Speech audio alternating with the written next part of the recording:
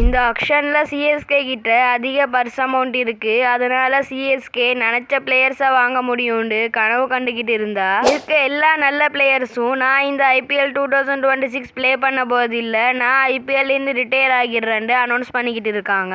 ஃபர்ஸ்ட்டுக்கு Faf to Plessis தான் நான் IPL 2026 play பண்ண போறது இல்ல, பிஎஸ்எல் பிளே பண்ண போறேன்னு அனௌன்ஸ் பண்ணாரு. அதுக்கப்புறமா அண்ட்ரே ரசல் நான் ஐபிஎல் இருந்து ரிட்டையர் ஆகுறேன்னு அனௌன்ஸ் பண்ணாரு. அதுக்கப்புறமா மொயின் அலியும் நான் ஐபிஎல் 2026 பிளே பண்ண போறது இல்ல, பிஎஸ்எல் பிளே பண்ண போறேன்னு அனௌன்ஸ் பண்ணாரு. அண்ட் இப்போ லாஸ்டா கிளென் மேக்ஸ்வெலும் ஐபிஎல் 2026 பிளே பண்ண போறது இல்லன்னு அனௌன்ஸ் பண்ணிருக்காரு. அண்ட் இவங்கெல்லாம் வராங்க, இவங்களெல்லாம் வாங்க ஒரு பெரிய பர்ஸ் அமௌண்ட் தேவைன்னு தான் சிஎஸ்கே பத்திரனாவையே ரிலீஸ் பண்ணாங்க. அண்ட் இப்போ பார்த்தா நான் வர மாட்டேன், நான் ரிட்டையர் ஆகிடுறேன்னு எல்லாரும் அனௌன்ஸ் பண்ணிக்கிட்டு இருக்காங்க. அண்ட் போற போக்க பார்த்தா சிஎஸ்கே பத்திரனாவை மட்டும் ஒரு 20 கோடிக்கு வாங்கி போட்டுட்டு பேலன்ஸ் இருக்க 25 கோடிக்கு மிக்சரை தின்ட்டு வர போறாங்கன்னு தான் தோணுது.